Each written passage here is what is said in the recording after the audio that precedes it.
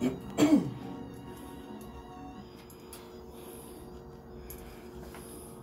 morning. I am Gwendolyn Harshaw, and this is the Spin with Gwen show. Thank you so much for joining us this beautiful morning. We are being simulcast on 1580 AM WVKO, The Praise, your heritage station, and 92.9 FM, The Drum, the real voice of the people.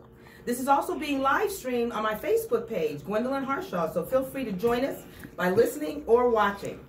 I am so thrilled to be here this morning. I have an amazing guest, Angela Ramos-Fields. She is the founder of Emerging Autism Solutions. And we are here to talk about everything, you guys, anything pertaining to Central Ohio. We would love to hear your comments and questions, so feel free to call in at 614-824-2139. And you can also comment on my Facebook page. We love to hear what you're thinking about. But back to our subject at hand. Angela, thank you for coming. Well, thanks for having me. This is definitely a pleasure and a privilege to be here, so thank you.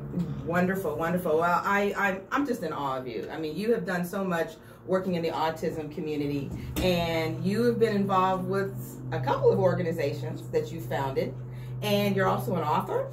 I mean, we're going to get into all of it, but let's start out with a real simple question. Who is Angela Ramos-Fields? So I feel like I have to, go deep and share all sorts of fabulous things. But you know what? I'm just a mom. Yeah, I'm a mom of two amazing boys. One is 25 and the other is 17. My 17-year-old Grant is really the inspiration and motivation for doing the advocacy work that I've done in the community. And today I'm actually privileged to have him with us. So he's not going to say much, but he certainly is here. I serve as his voice today, as I do on many days. And so that is a little about me. Okay, that's wonderful. And we're thrilled to have Grant here because, quite frankly, he's one of the biggest reasons we are here. So that's beautiful. Like I said, you're the founder of Emerging Autism Solutions. And we're both parents, we're both mothers, and that's central to our lives. How did you become the dynamic force you are in the autism community? Well, well, first off, I have to say thank you. More than welcome. Much too kind. But, this reminds me, sitting here with you today, and of being around, my kitchen table, our dining room table, getting together and really sharing things in order to navigate the autism community. As you know, boy, do you need a degree just to understand, the funding, the therapies that are available out there, the proper physicians that you can take advantage of. And so to know all of that, it really takes us, right? Connecting as families, connecting as moms, connecting as parents, to come together and share the information that we have been exposed to. I have just been in a position where I've been privileged and blessed enough to gain some insight on various communities, various avenues on how to navigate the system to certain degrees. And I really turned that information into my mission. Right? And so I really wanted to put it into a platform or create a vehicle in which I can share the information that I had with other parents. And you know what? I really wanted to hear your voice as well. So coming together, what's that saying? Where you have more than one, we can definitely, there's power in numbers. And so I think that really serves as the foundation and continues to serve as the platform in which we serve on. Right. I want to go back a little bit in history. I'm trying to remember when I first met you, but I don't remember when, but I know the vehicle, and it was through your first program or business, LBA, Living Beyond Autism. Yeah. And I was fortunate enough to go to one of your parent meetings, and it was amazing. But now you've gone on to create Emerging Autism Solutions. And tell me a little bit about the mission and the goals of EAS. I'll actually address that. did we meet before the focus group of LBA? But yes. And I thought it was maybe through a couple of other avenues. Maybe a couple that someone asked me to give you a call because I was considering Oakstone. That's right. Yeah, a little history about my process, right, and going through just navigating the process. My son was diagnosed when he was 4.5. and that was back in 2005. And at that time, you know, it was over 10 years ago, we had limited resources and limited information at best. And so it really behooved us to really try to get in touch with other parents, other individuals that had some insight on something that was going on in our community that could help us. And luckily, someone put us in touch with each other. Right, you're right. And I started, I think it might have been, you know, so forgive me if I'm, you know, not speaking correctly, but wasn't it like the bakery? It was like at-home marketing bakery. You're right. It was. You're right. I can't remember the name, but that just shows the power of parents and advocacy, and how. And I've met so many people through you, and oh my gosh, it's been a blessing. But the way you took that to create these organizations, tell me a little more about the specifics of what EAS does. So, Emerging Autism Solutions was really created to answer the challenge and the issues that we have transitioning our individuals into adulthood. So transitioning in the autism community really means leaving school age experience behind and really embracing adulthood. So whether that's going to college or you know, embracing a vocational trade. So Emerging Autism Solutions really rose to the challenge and created this organization so that we can find solutions for our community. And so maybe about a year and a half ago, we really stood up the social enterprise component of our organization. And what does that mean, right? So social enterprise component of a nonprofit allows us to create a revenue generating organization as long as all of the revenue is filtered back into the operating expense of the nonprofit. Thank you. So yeah, I wanted to embrace a couple of my passions. Of course, it's the autism community and advocating for all that's right in our community. And of course, my love for technology, and basically merge those two things. So we stood up an IT firm, signed a master service agreement with our first client about this time last year, which is extremely exciting. This organization creates very elaborate websites. So I was able to hire individuals that are on the spectrum to do some testing, software testing. We use the Adobe debugger. We were able to do some amazing things. And you know what? It just continues to grow. So that's what you can expect from our organization moving forward as we continue to create solutions for our community. That is just incredible, and I want to emphasize the importance, the importance of transitioning in our community, because it can be very, very difficult. The unemployment rate among adults with autism is skyrocketing. Through the roof. That's very problematic. We all know unemployment is a problem anyway, but so the fact that you're addressing that, and it seems like it's evolved, because when you started LBA, Living Beyond Autism, Grant was younger, my son was younger, we were focusing on different things, but now they grow up, and a lot of times people forget that. There's a lot of things going on with schools and training and therapy, which is so important, but we need to continue that support. I wanted to highlight some of the things that are going on currently. You have a number of events coming up. Yeah, so April is Autism Awareness Month. It's also Minority Health Awareness Month.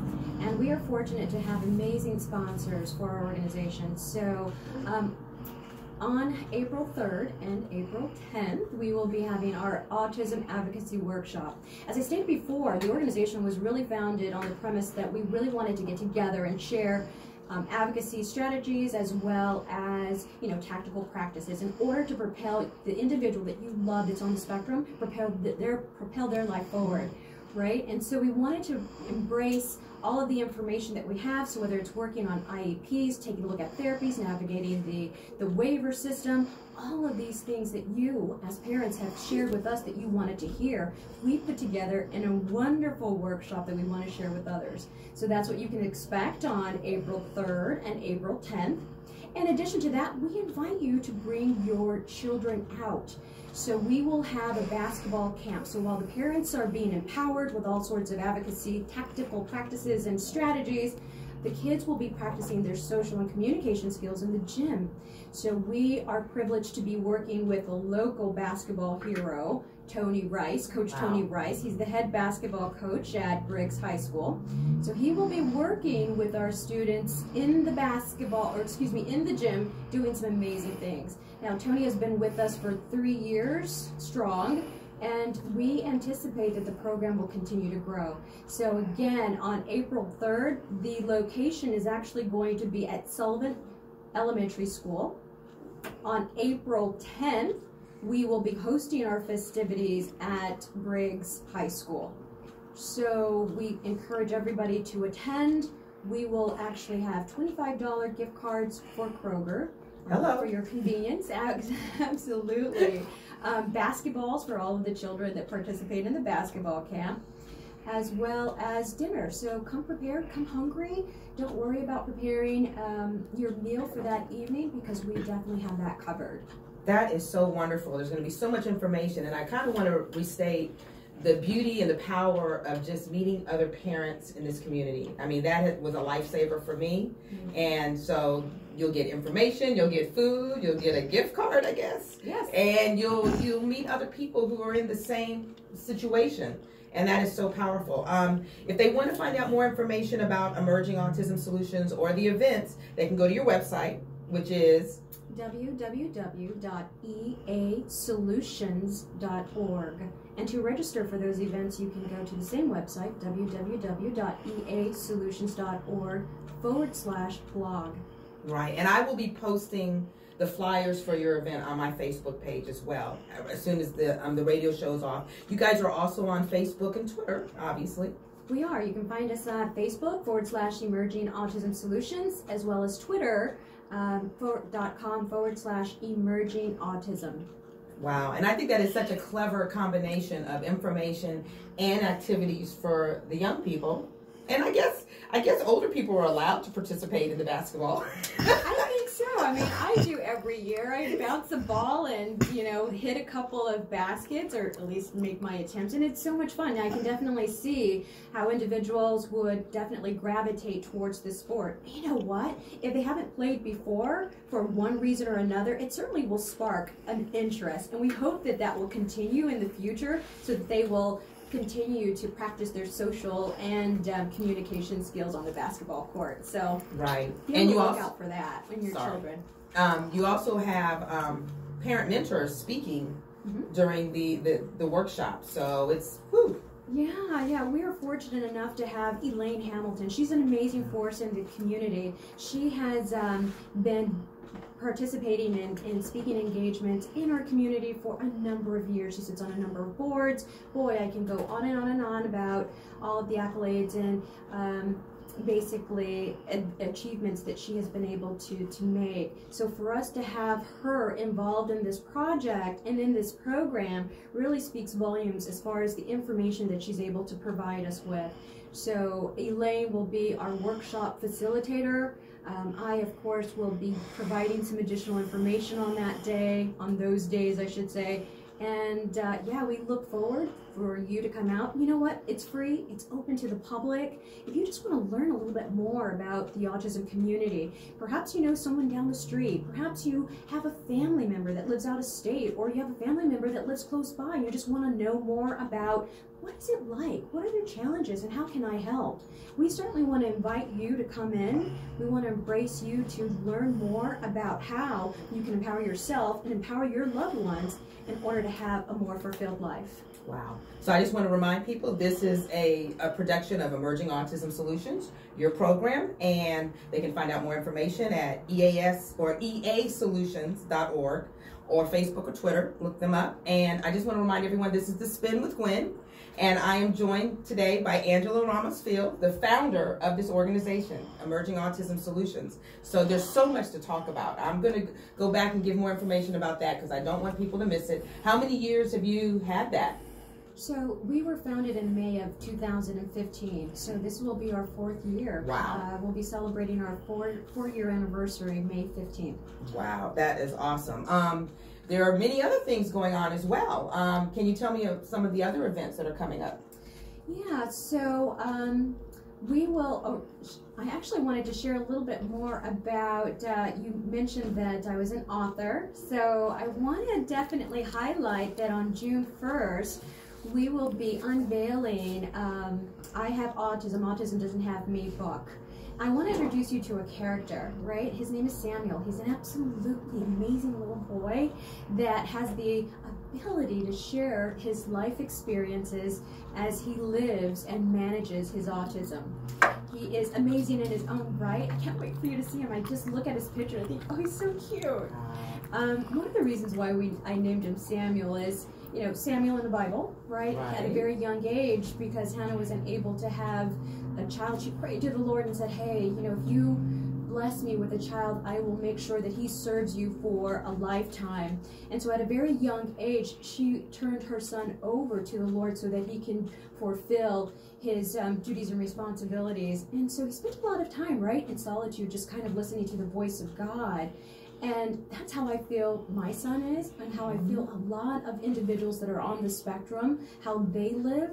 It's not so much a solitude, but it may be a definite connection to, you know, a higher source. And so that's what our little Samuel, Sammy as I like to affectionately refer to him as, that's what he brings to the table. And so I can't wait for you to meet him.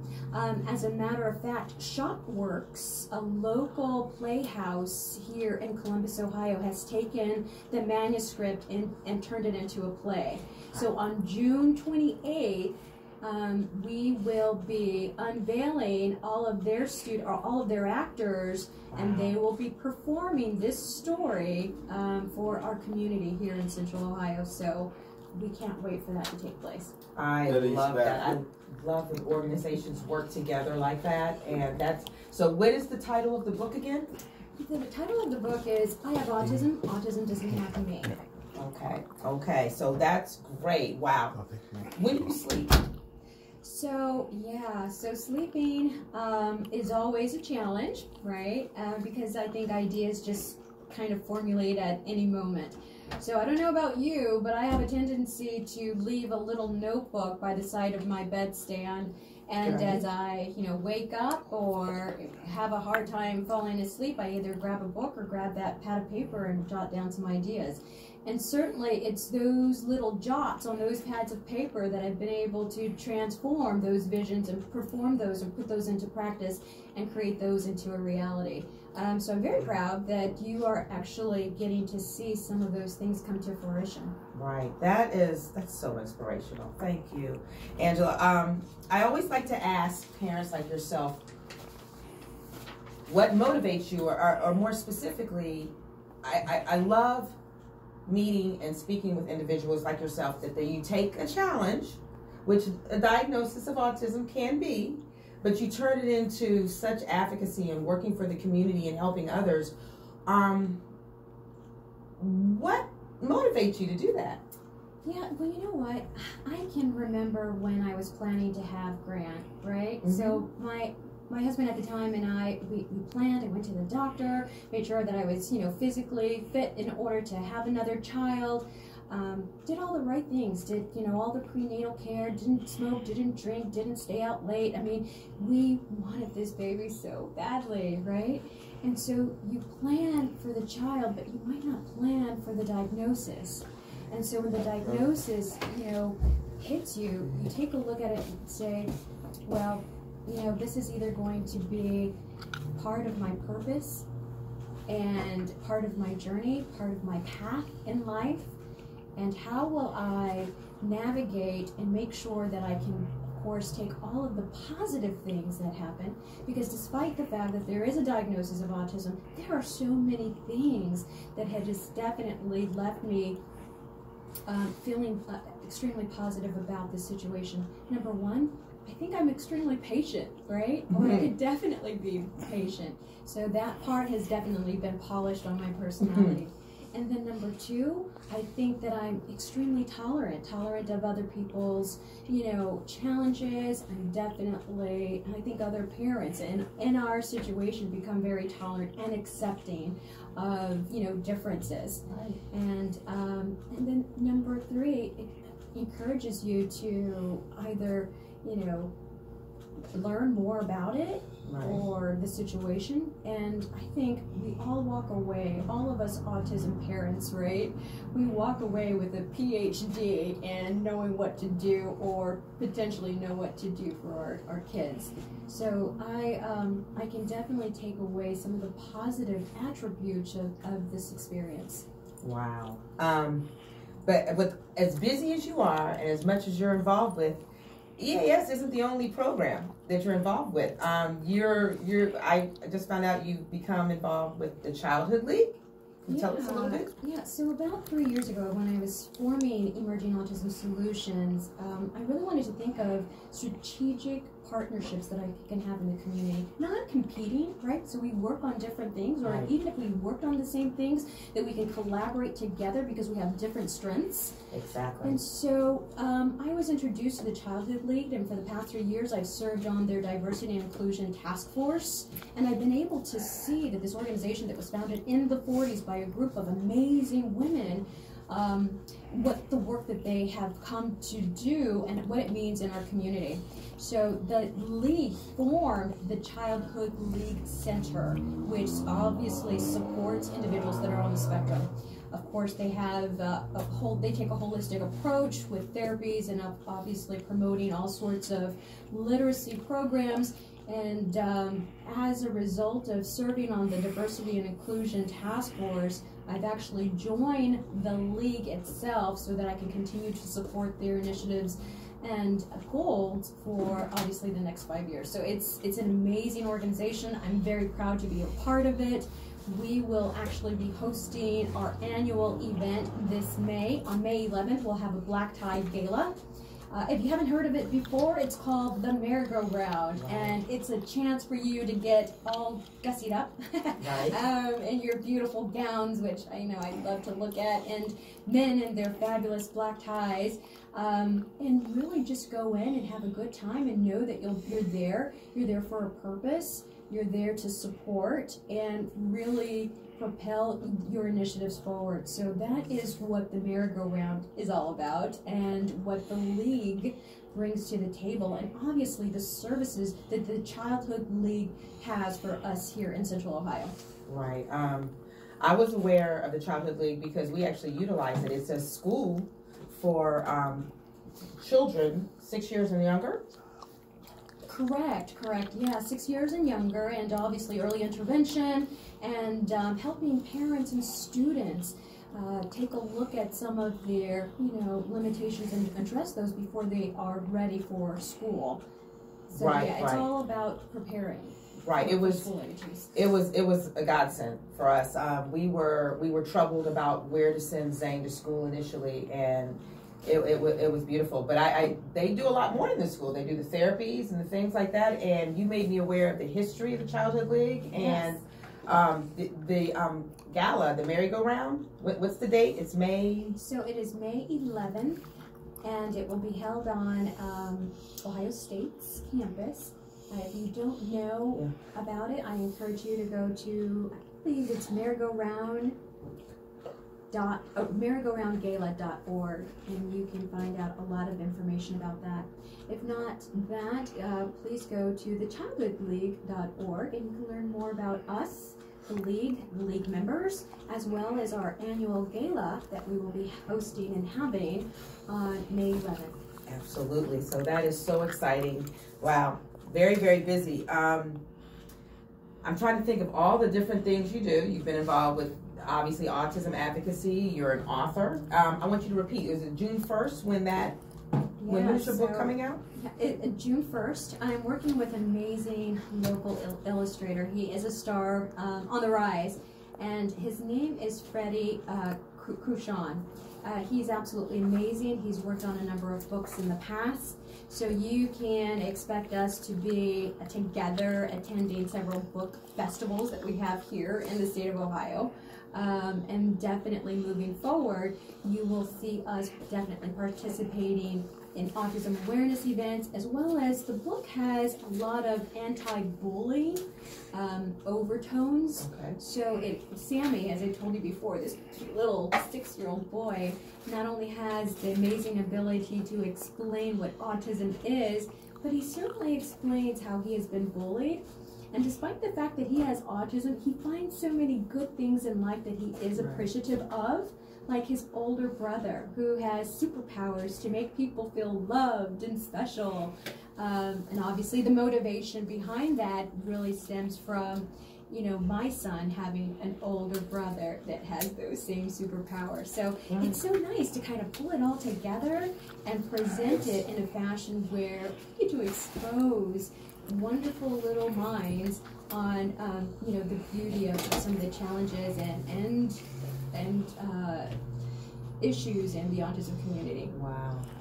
Incredible, incredible. I want to remind people, when we're talking about Emerging Autism Solutions and all the things you're doing related to that, I particularly want to remind people about your workshop that's coming up next month. The Autism Advocacy Workshop and Basketball Camp. So tell us the dates again. Yeah, so please come out to our Advocacy Workshop Basketball Camp on April 3rd at Sullivan Elementary School here in Columbus, Ohio. And then we will be repeating our efforts on April 10th at Briggs High School. Join Elaine Hamilton, who will be our facilitator for our workshop, and of course the local basketball hero, Coach Tony Rice, will be leading us in our basketball initiatives thereafter, or in the gym. Okay, and they can look up more information at your website, easolutions.org. Correct. We also have a monthly parent support group that we'd like to invite you to attend.